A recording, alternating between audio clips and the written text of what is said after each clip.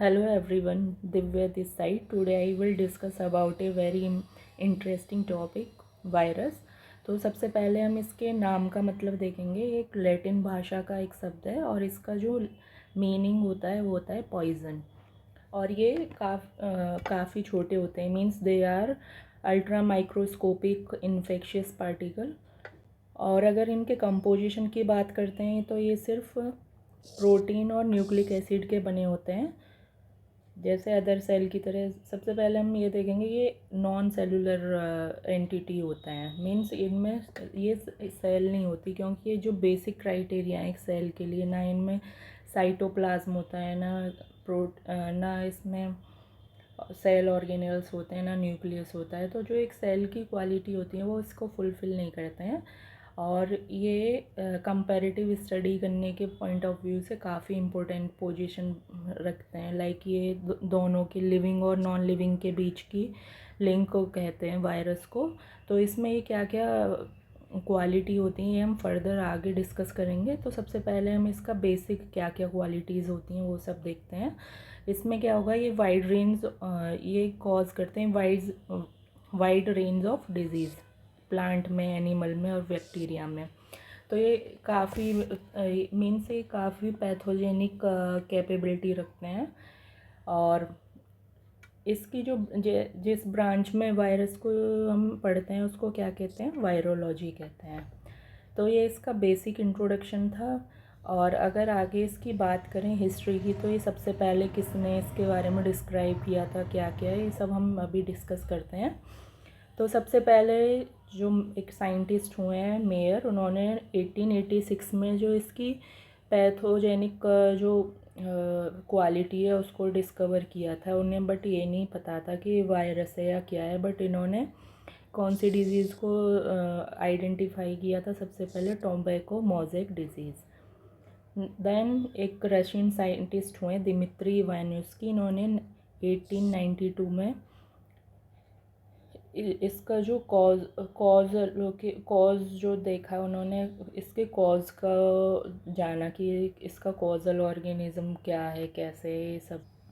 और इन्होंने क्या किया था, जो इसका एक्सट्रैक्ट है उसको भी निकाल के काफ़ी फर्दर वर्क किया था। बट जो इम्पोर्टेंट रोल आता है सब देन बिजेरिक का आता है। इन्होंने 1898 में इनको वायरस को क्या कहा था, कॉन्टाजियम वाइवम फ्लूइडम।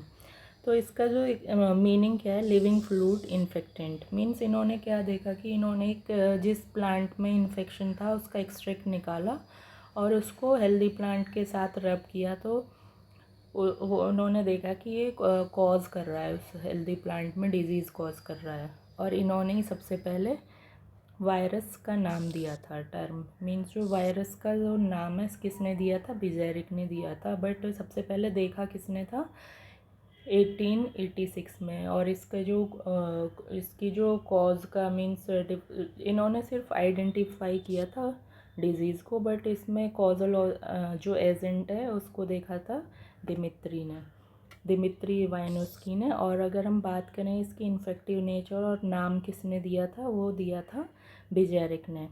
इसके बाद कुछ साइंटिस्ट हैं, जैसे वायरस कोई एक तरह का नहीं होता, डिफरेंट डिफरेंट तरह के होते हैं। जो हम नॉर्मल, जैसे अभी कोविड के टाइम पे था, पोलियो वायरस होता है, टीएमवी वायरस होता है। बिकॉज हमने ये देखा था कि ये किस किस में कॉज करते हैं, प्लांट में, एनिमल में और वायरस में। तो इनके नाम भी वैसे ही डिफरेंट डिफरेंट होते हैं। सपोज जैसे बैक्टीरिया को जो इन्फेक्ट करता है उसको क्या कहते हैं, बैक्टीरियोफेज।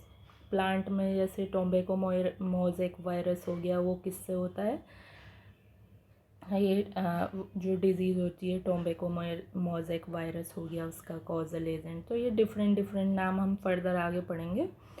फिर इसके बाद कार्ल लैंडस्टीनर और इरविन पोपर ने किसको डिस्कवर किया था, पोलियो वायरस को।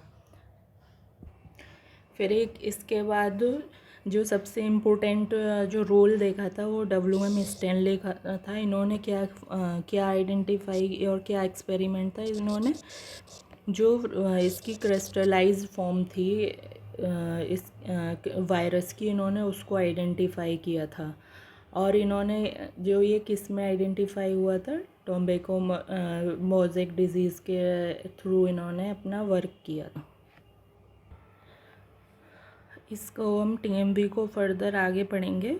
तो इसके बाद क्या, एक और साइंटिस्ट हुए थे, उन्होंने ये इससे एक्चुअली पहले इन्होंने डिस्कवर किया था, टोर्ट एंड हर्ले ने, उन्होंने बैक्टीरियोफेज को डिस्कवर किया था। और बैक्टीरियोफेज ऑलरेडी डिस्कस कर चुकी हूँ। ये क्या होते हैं, जो ऐसे वायरस जो किसको इन्फेक्ट करते हैं, बैक्टीरिया को। अगेन इसके साथ बहुत सारी डिस्कवरी हुई थी वायरस के रिगार्डिंग। जो मेन साइंटिस्ट है, मैं उनका रोल डिस्कस कर रही हूँ यहाँ पे। देन हर्से और चेज 1952 में उन्होंने क्या डिस्कवर किया था, इसकी जो मीन्स अभी हमने डिस्कस किया था, इसमें क्या क्या होता है, प्रोटीन और न्यूक्लिक एसिड होता है। तो इन्होंने ये देखा था कि जो प्रोटीन है ये डिज़ीज़ कॉज नहीं करता, ये सिर्फ डिज़ीज़ कॉज कौन करता है, न्यूक्लिक एसिड कॉज करता है। तो ये इन्होंने इसकी केमिकल नेचर को भी आइडेंटिफाई किया था। इसके बाद जो ली मॉन्टेगियर और रॉबर्ट गैलो ने किसको डिस्कवर किया था, एड्स को। मीन्स एड्स के लिए जो रिस्पॉन्सिबल है HIV, उसको इन्होंने डिस्कवर किया था, एड्स के वायरस को। तो इसके साथ हम, ये तो मेजर जो साइंटिस्ट के रोल हैं, बट अभी क्या है कि एग्ज़ाम में काफ़ी डीप क्वेश्चन आने लगे हैं। तो जैसे कुछ और भी एग्जांपल हम देख लेते हैं। जैसे सपोज़ करिए साइनोफेज एक वायरस है, मीन्स जो साइनोबैक्टीरिया, जो ब्लू ग्रीन एल्गी को इन्फेक्ट करता है, उसकी जो डिस्कवरी किसने की थी, सेफरमैन एंड मॉरिश ने।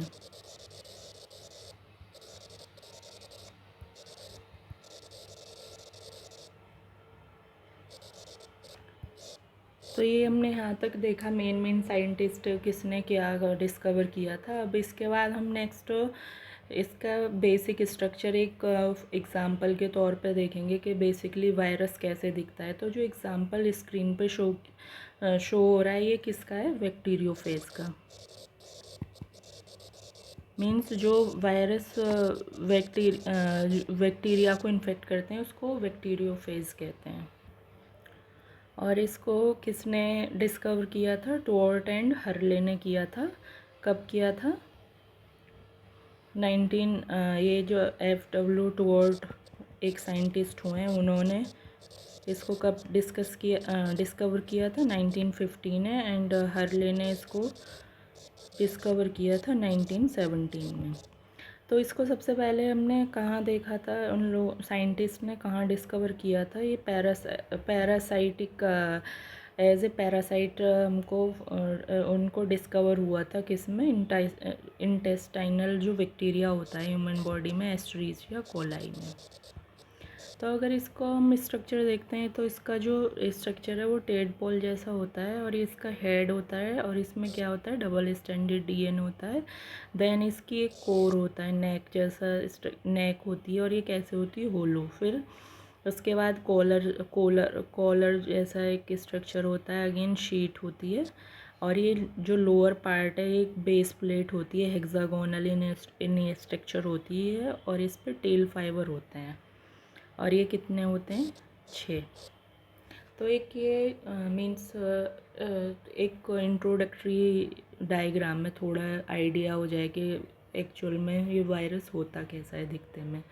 और इसका जो DNA है वो डबल स्टैंडर्ड है, ये इसको याद रखना है, क्योंकि डायरेक्टली क्वेश्चन पूछ सकते हैं। क्योंकि इसमें क्या होता है कि जो न्यूक्लिक मटेरियल होता है वो एक ही होता है, या तो RNA होगा या DNA होगा। वो सिंगल स्टैंडर्ड भी हो सकता है और डबल स्टैंडर्ड भी हो सकते हैं। तो इस तरह के क्वेश्चन अक्सर एग्ज़ाम में आप पूछे जाते हैं। तो नेक्स्ट इसके हम कैरेक्टरिस्टिक्स देखते हैं। तो सबसे पहले इसका जो मेन कैरेक्टरिस्टिक फीचर है वह है कि अल्ट्रा माइक्रोस्कोपिक होते हैं, और नॉन सेलुलर होते हैं, और इन्फेक्शियस पार्टिकल होते हैं। और इनका जो साइज़ होता है वो कितना होता है, 20 से 350 नैनोमीटर होता है। और ये तो हमको पता है, ये न्यूक्लियो प्रोटीन है, क्योंकि ये किस किस के बने होते हैं, न्यूक्लियस प्लस प्रोटीन के। और इसके बाद ये इसमें के किस किस के बने होते, ये इसमें जो न्यूक्लिक मटेरियल होता है या तो डीएनए होगा या आरएनए का, बट नेवर एक साथ दोनों नहीं प्रेजेंट होंगे। और ये किससे कवर होते हैं? प्रोटीन से।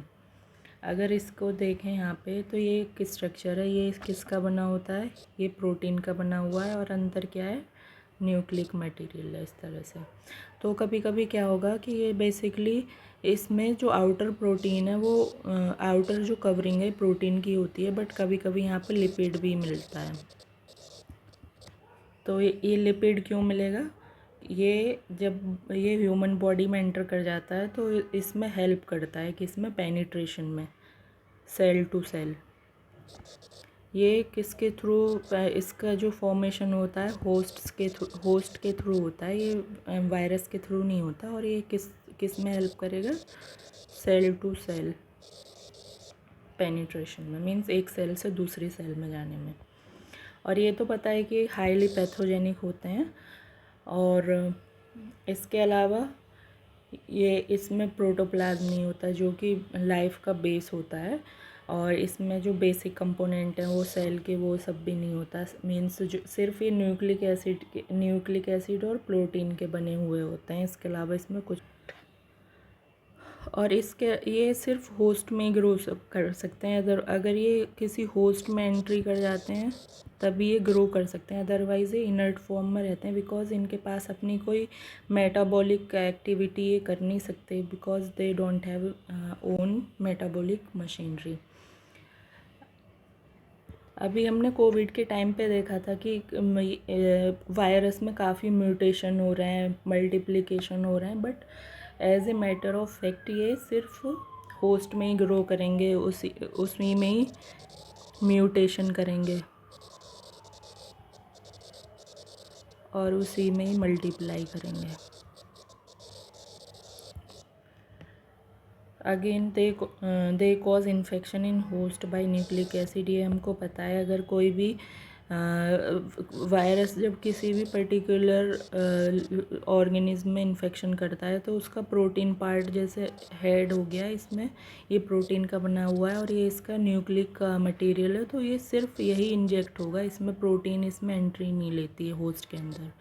तो इसमें जो इन्फेक्टिव नेचर किसका होता है? न्यूक्लिक मटेरियल का, ना कि प्रोटीन। और यहाँ पे एक काफ़ी इम्पोर्टेंट फैक्ट देखेंगे कि इसके जो जीनोम में कितने जीन होते हैं? 4 जीन होते हैं।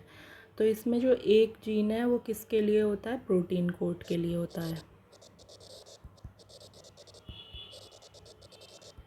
और 2 जीन किसके लिए होते हैं? रेप्लिकेज एंजाइम के लिए।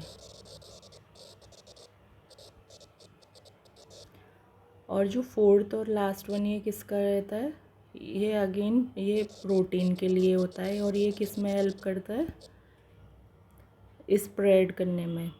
जैसे सपोज़ करिए कोई भी प्लांट है, उसकी एक सेल से दूसरी सेल में ग्रो करने के लिए कि कौन सा जीन काम करेगा? ये फोर्थ वन। एक तो प्रोटीन कोड को बनाएगा, सेकंड जो रेप्लिकेज एंजाइम है, जैसे रेप्लिकेज का मतलब कहीं भी एंटर करने में हेल्प करेगा किसी भी लिविंग होस्ट में। और थर्ड जो लास्ट वन है प्रोटीन, ये किस में ये वाला जीन किस में हेल्प करेगा? विद इन द प्लांट, ये डिजीज़ को बढ़ाने में काम करेगा एक सेल से दूसरी सेल में। और इसका जो नेक्स्ट फीचर क्या है कि ये किससे अफेक्ट नहीं होता? एंटीबायोटिक्स जितने भी हैं उससे अफेक्ट नहीं होगा वायरस, और इसको क्रिस्टलाइज किया जा सकता है। और ये किस साइंटिस्ट ने किया था? डब्ल्यू स्टैनले ने, टीएमबी वायरस का। अगेन जो नेक्स्ट इसका जो मेन फीचर क्या है कि ये perfect obligate intra cellular parasite होते हैं। तो इसका क्या मीन होता है कि इसके लिए अगर ये ग्रो करेगा तो ओनली ऑन होस्ट, बिना होस्ट के ग्रो नहीं कर सकता है। तो हमने जनरली देखा है कि 2 तरह के पैरासाइट होते हैं, एक तो फैकल्टेटिव होता है और एक ऑब्लिगेट होता है। तो इसमें जो डिफरेंस क्या है, जो बेसिक डिफरेंस है वो ये है कि फैकल्टेटिव बिना होस्ट के भी ग्रो कर सकता है इन केस अगर कोई प्रॉब्लम होती है for the short period, but obligate without host grow नहीं कर सकता, उसके लिए होस्ट होना कंपलसरी है। अब सपोज़ कीजिए अगर जब ये ग्रो करता है मीन्स होस्ट में एंट्री ले लेता है तब इसको वायरस, और जब ये इनर्ट फॉर्म में होता है ना, मेटाबॉलिक इनएक्टिव फॉर्म को क्या कहते हैं, विरियन कहते हैं वायरस की। और ये याद रखना ये वायरॉइड से अलग है, ये विरियन है और वो वायरॉइड है, वो नेक्स्ट वीडियो में हम कवर करेंगे। और ये टर्म सबसे पहले किसने दिया था, लॉफ, एंडरसन एंड जैकब ने 1959 में दिया था। अगर डेफिनेशन की बात करें कि विरियन को हम कैसे डिफ़ाइन करेंगे तो इस सिंपली कि virion is the simple structurally complete virus particle. Means ये अगर वायरस अगर ये एक्टिव फॉर्म में है देन इसको वायरस बोलेंगे, अगर इनएक्टिव फॉर्म में है तो इसको क्या कहेंगे, विरियन। मीन्स एक वायरस का ये सिंपल फॉर्म है completely as it is, but इसमें क्या है कि कोई ये इनर्ट फॉर्म में है। अब इसके जो मेन फीचर क्या है कि अब ये होस्ट में एंट्री करने के बाद कैसे ग्रो करता है, ये कैसे मीन्स ग्रो करेगा। तो सबसे पहले इसका जो ये किसको यूज़ करता है, अपने जीनोम को यूज़ करेगा, किसके लिए,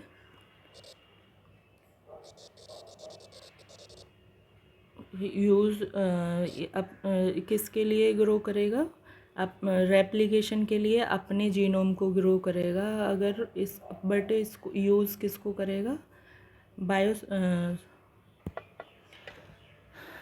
इसका जो रेप्लिकेशन के लिए अपना जीनोम यूज़ करेगा, बट बायोसिंथेटिक मशीनरी किसकी यूज़ करेगा, होस्ट की, बिकॉज इसमें राइबोसोम होता नहीं है तो ये बिना होस्ट के अपने आप को एक्सप्रेस नहीं करेगा। जो ये जीनोम जो इसके पास हैं उसको एक्सप्रेस करने के लिए होस्ट की बायोसिंथेटिक मशीनरी को यूज़ करेगा, तभी ये ग्रो कर पाएगा। यहाँ तक हमने इसके जो मेजर जो करेक्टरिस्टिक्स हैं वो देखे थे, और ये इसमें दोनों तरह के थे, लिविंग के भी नॉन लिविंग के भी। तो अब इसको हम सेग्रीगेट करेंगे कि कौन से लिविंग के हैं कौन से नॉन लिविंग के हैं। और इसमें क्या है कि कुछ एक्सेप्शन होते हैं, मीन्स अगर क्वेश्चन आता है तो जो प्लांट्स में जनरली जनरली आरएनए मिलेगा एज ए जेनेटिक मटेरियल, और सिंगल कोट मिलेगा, मीन्स सिंगल स्टैंडर्ड होगा। और एक एग्ज़ाम में अक्सर पूछा जाता है, उससे इजीली आप सॉल्व कर सकते हो, या स्टेटमेंट के तौर पे आ सकता है कि प्लांट में कौन सा जेनेटिक मटेरियल होता है, तो ये आरएनए होता है। इसके साथ ही हम डिस्कस करेंगे कि वायरस में लिविंग और नॉन लिविंग कौन कौन से करेक्टरिस्टिक्स होते हैं, और ये काफ़ी जल्दी हम सॉल्व कर पढ़ लेंगे क्योंकि हम ऑलरेडी काफ़ी डिस्कस कर चुके।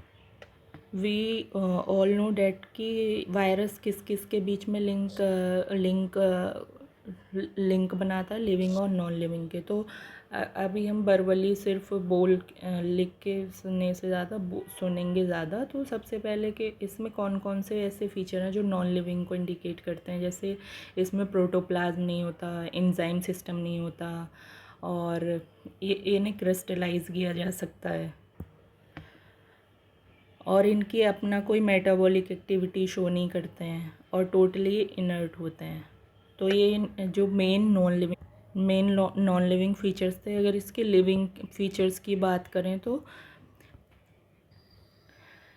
एक ये लिविंग की तरह क्या कर सकते हैं, मल्टीप्लाई कर सकते हैं, और इनकी बॉडी में न्यूक्लिक एसिड प्रेजेंट होता है, और इसके साथ ही म्यूटेशन कर सकते हैं। मीन्स इनके जो न्यूक्लिक एसिड इसमें भी हम इसके जो न्यूक्लिक एसिड है उसमें भी म्यूटेशन होता है, लाइक अदर जो लिविंग ऑर्गेनिज्म है उनके क्रोमोसोम। और एक जो अदर इनके लिविंग जो करेक्टर है वो क्या है कि डिजीज़ क्रिएट कर सकते हैं, जैसे बैक्टीरिया और फंजाई की तरह। और इसी के साथ बहुत सारे साइंटिस्ट ने इसको इन्हीं के बेस पर लिविंग और नॉन लिविंग के लिंक के तौर पे इनको आइडेंटिफाई किया है। और इसके जो एक अनदर जो फीचर है उसमें क्या है कि ये किसके में रिएक्ट करते हैं अगर स्टिमुलाई दिया जाता है, लाइक अगर ये किससे शो करते हैं, मतलब रिएक्शन शो करेंगे, रेडिएशन से शो करते हैं, हीट से करते हैं, और कुछ केमिकल से भी ये स्टिमुलस देते हैं, मीन्स ये अफेक्ट होते हैं लाइक लिविंग ऑर्गेनिज्म। तो ये हमने इसके लिविंग करेक्टरिस्टिक्स देखे थे। तो इसके बाद हम एक TMB exam point of view से काफ़ी इम्पोर्टेंट वायरस है। और ये कौन सा वायरस है? ये प्लांट में जो टोम्बेकोमोजेनिक डिजीज़ होती है उसको कॉज करता है। और इसमें क्या होगा, सबसे पहले इसमें बीच में ये RNA है, RNA हेलिक्स के जो कॉइल, इसमें कॉइल्ड की फॉर्म में जैसे क्या लगे होते हैं, प्रोटीन के कैप्सोमियर। और ये नंबर्स में कितने होते हैं? एक 2100। अगर इनकी डिस्कवरी की बात करें तो हम ऑलरेडी डिस्कस कर चुके हैं। तो इनको सबसे पहले डिस्कवर किया था स्टेनले ने 1935 में, और इन्हें नोबेल प्राइज़ भी मिला था क्योंकि इन्होंने ही इसकी जो क्रिस्टलाइन फॉर्म को डिस्कवर किया था। और ये जनरली रॉड शेप बैक्टीरिया होते हैं। अगर इनको जो नॉर्मल शेप क्या है, ये सॉरी रॉड शेप वायरस होते हैं एक तरह से। अगर इनमें अमाइनो एसिड की बात करें तो वो कितने होते हैं? 158। तो ये ईच कैप्सोमियर मीन्स इसमें कितने टोटल कितने हैं? 2130। और ईच कैप्सोमियर में कितने, जो सिंगल पॉलीपेप्टाइड चेन है उसमें 158 अमाइनो एसिड होते हैं। एग्ज़ाम में डायरेक्टली पूछा जाता है ये क्वेश्चन। और इसके साथ ही हम इसमें एक खुद ही ऑब्ज़र्व कर रहे होंगे कि इसमें क्या है कि ये नेक्ड टाइप का है, मीन्स इसमें प्रोटीन की कोई कवरिंग नहीं है। तो TMB कैसे टाइप का है कि इसमें capsid is not surrounded by any envelope और एडिशनल कवरिंग। तो इसी के साथ ही हमने आज पूरा डिस्कस किया वायरस क्या होता है, उसकी हिस्ट्री क्या होती है, करेक्टरिस्टिक फीचर क्या है, और ये नॉन लिविंग और लिविंग जो कौन कौन से करेक्टरिस्टिक्स रखता है। और साथ में हमने स्ट्रक्चर किसका देखा? TMB वायरस का। तो एक बार रिवाइज़ कर लेते हैं कि हमने क्या क्या पढ़ा। सबसे पहले कि अल्ट्रा माइक्रोस्कोपिक होते हैं, इसमें सिर्फ प्रोटीन और न्यूक्लिक एसिड होता है। इसकी जो डिटेल्ड स्टडी हम किस में करते हैं? वायरोलॉजी में करते हैं। और ये लिंक किस किस के बीच में? लिविंग नॉन लिविंग के बीच में। और वाइड रेंज, और ये इसमें कॉज करता है ये बहुत सारे डिजीज़, मींस प्लांट्स में, एनिमल में, बैक्टीरिया में। फिर हिस्ट्री हमने देखी थी कि 1886 में मेयर ने इसको डिस्क्राइब किया था डिज़ीज़ को। और दिमित्री इवानोस्की ने इसके कॉजल और एजेंट को डिस्कवर किया था। बिजेरिक ने इसको क्वांटम बायवम फ्लूडम टर्म दिया था। इन्होंने एक्सट्रैक्ट किया था इसके फ्लूड को और हेल्दी प्लांट के साथ रब करके उसको देखा था कि ये पैथोजेनिक एक्टिविटी शो कर रहा है, और नाम भी इन्होंने दिया था वायरस। अगर क्वेश्चन पूछे कि वायरस का नाम किसने कॉइन किया था, तो बिजेरिक ने। देन कार्ल एंड स्टीनर और इरविन पॉपर ने पोलियो वायरस की डिस्कवरी की थी। स्टेनले ने क्रिस्टलाइज फॉर्म को डिस्कवर किया था। उसके बाद टुऑर्ट और हर्ले ने बैक्टीरियोफाज को डिस्कवर किया था हर्ट से। और चेज ने इसकी जो पैथोजेनिक जो नेचर है न्यूक्लियोप्रोटीन का, वो डिस्कवर किया था। मॉन्टेगर और गैलो ने HIV को डिस्कवर किया था। और साइनोफेज जो वायरस है उसको सेफरमैन और मॉरिश ने डिस्कस किया था। ये स्ट्रक्चर देखा था, ये हेड होता है और ये डबल स्टैंडर्ड्स, इसमें DNA बैक्टीरियोफाज का स्ट्रक्चर है। और इसकी नेक, कॉलर, शीट होती है, ये टेल होती है, 6 इसमें फाइबर होते हैं। और इसके साथ ही हमने इसके आगे करेक्टरिस्टिक्स जो मेन क्या क्या हैं वायरस के, कि ये नॉन सेलुलर होते हैं, न्यूक्लियो प्रोटीन्स के बने होते हैं, और DNA RNA एक साथ नहीं मिलते हैं। और इसमें समटाइम्स हमें लिपिड्स का भी कोट की कवरिंग दिखती है प्रोटीन के ऊपर। वो होस्ट के थ्रू वो डेवलप की गई होती है और सेल टू सेल ट्रांसफ़र होने में हेल्प करता है वायरस का। इसके साथ ही ये हाईली पैथोजेनिक होते हैं और इनमें प्रोटोप्लाज्म नहीं होता, और इनमें जो बेसिक कंपोनेंट है सेल के वो नहीं होते। और न्यूक्लिक एसिड के थ्रू ये इन्फेक्ट करते हैं होस्ट को। 4 जीन होते हैं, एक प्रोटीन कोड के लिए होता है, 2 रेप्लिकेज एंजाइम के लिए होते हैं, एक प्रोटीन के लिए होता है। और ये एंटीबायोटिक्स से इफ़ेक्ट नहीं होते और क्लस्टरलाइज करे जा सकते हैं। और ये सबसे पहले स्टैनली ने किया था 1935 में। और ये obligate perfect obligate intracellular parasite means बिना होस्ट के नहीं रह सकते। और इनकी इनर्ट फॉर्म को विरियन कहते हैं। और ये किसने डिस्कवर किया था? लोफ, एंडरसन एंड जैकब ने। फिर इसके बाद हमने कुछ इनके नॉन लिविंग कैरेक्टरिस्टिक्स फीचर जैसे प्रोटोप्लाज्म नहीं होता है और इनका खुद का एंजाइम सिस्टम नहीं होता, क्रिस्टलाइज किए जा सकते हैं, मेटाबॉलिक एक्टिविटी नहीं होती इनकी अपनी पर्सनल मीन्स खुद की, और टोटली इनर्ट होते हैं सेल के बाहर। ये इनके बेसिक जो नॉन लिविंग फीचर्स थे। फिजिक्स जो लिविंग फीचर्स थे वो हमने देखे थे, मल्टीप्लाई कर सकते हैं अदर लिविंग ऑर्गेनिज्म की तरह, न्यूक्लिक एसिड प्रेजेंट होता है, म्यूटेशन होता है, डिजीज़ कर कॉज करते हैं, और रेडिएशन, हीट और केमिकल के अगेंस्ट रिएक्ट करते हैं।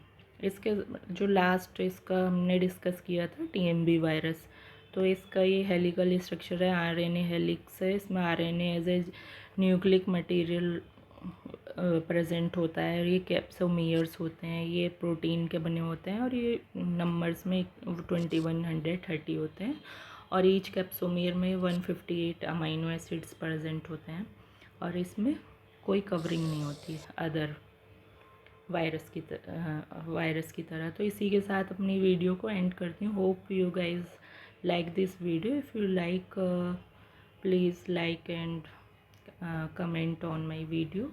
अगर कोई भी आपका सजेशन है तो प्लीज़ कमेंट सेक्शन में बताइए। इसी के साथ अपनी वीडियो को एंड करती हूँ। Thank you so much.